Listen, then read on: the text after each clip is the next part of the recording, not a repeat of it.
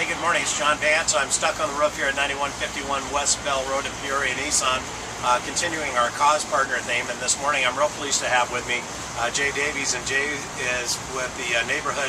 He's a neighborhood services manager for Peoria Police. Of course, Peoria Nissan, we do a lot with Peoria Police. Even my wife does with Shop with a Cop and everything else. So real good stuff. Jay, welcome up on the roof. Thanks. Yeah, appreciate having you up here. Sure. And we're going to talk about a few things that are real preventable items, I guess, and one of them is car burglaries. You know what I mean? How common are they in the valley, and are you seeing any uptick in the number of occurrences? You know, car burglaries are pretty common. We saw a slight increase between 2009 and 2010. It's not the increase that's most concerning. What's most concerning is that these things are preventable. The majority of vehicle burglaries, you can point exactly to why that car was targeted. Give us some examples of that. The windows are down, or there's a laptop on the front seat, or we had one last week where there was a gun left on the front seat. Wow. People are leaving their valuables in plain view. You know, it's easy to say criminals are stupid, but they're also lazy. They're not going to break into a car that's not going to give them a good return on their investment.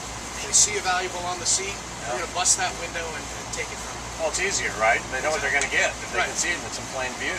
It's all about return on investment. Why would you break into a car that you can see is empty? Boy, we know about return on investment. Never thought about it that way with a burglar, huh?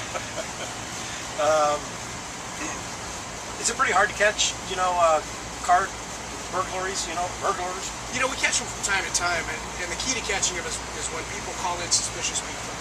I mean, by and large, what these folks are is they're scouring your neighborhood, looking for an opportunity. Sure. I tell you, I'll give you a quick example. I lived in my house for 15 years at the time, a couple of years ago.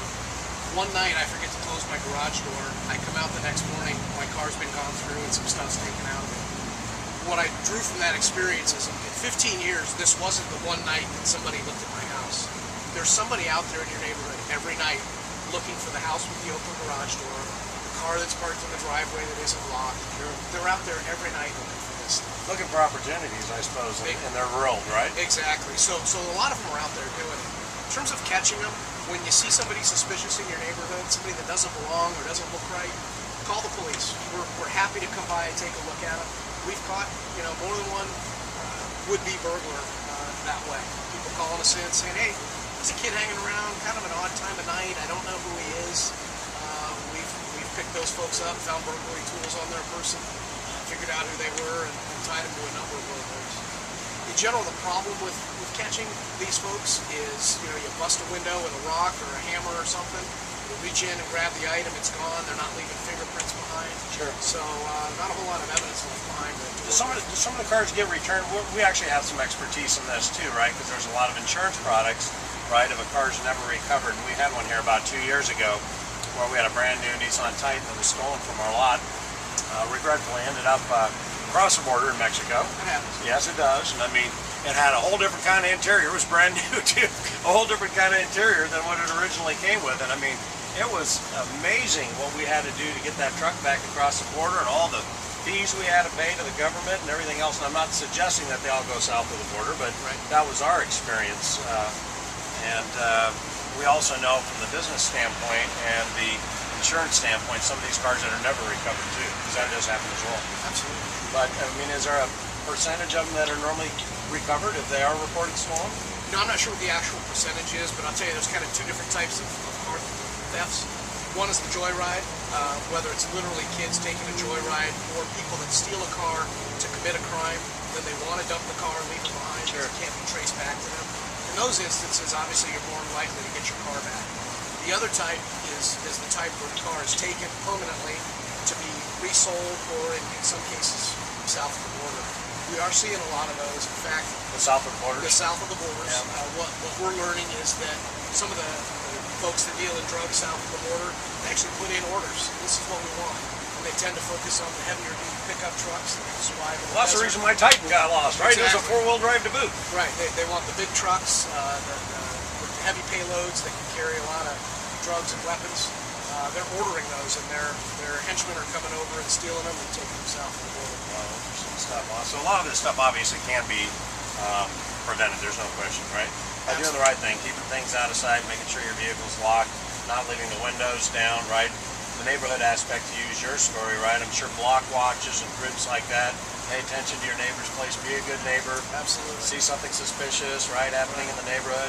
Don't pick up the, don't be afraid to pick up the phone and call Peoria PD. Yeah, don't be bashful. We've got no qualms about coming out. That's how we catch folks, is we find them before they do something.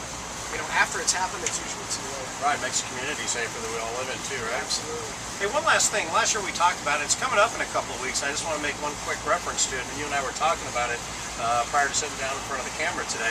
A couple of weeks come up, right? Memorial Day weekend, right? Big weekend. You got any big plans? Not at this point. No, I may actually be working. Might you? Okay. Right. You're probably one of the few, I think. I don't have any either. I'm sure I'll be working right here at the store, but Hopefully you'll be off the roof by then. yeah, hopefully I will be off the roof by then. But, it brings up an interesting time period, right? People are out, family gatherings, neighborhood barbecues, all these types of things, right? And guess what? They're having a good time. Absolutely. You know what I mean? A lot of people do that around the holidays. So we've had checkpoints here in Peoria before with Peoria PD, right? I know last year we had it out on the Lake Pleasant Road. A lot of people out the lake having a great time.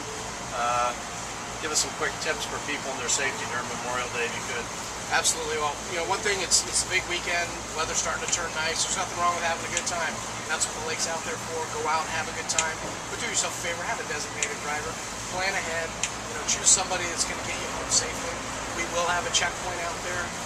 It's a huge weekend, Sure. Unfortunately, for those types of accidents to happen. So we try to be on the front end and check drivers, make sure that they're not impaired. Absolutely. Choose a designated driver.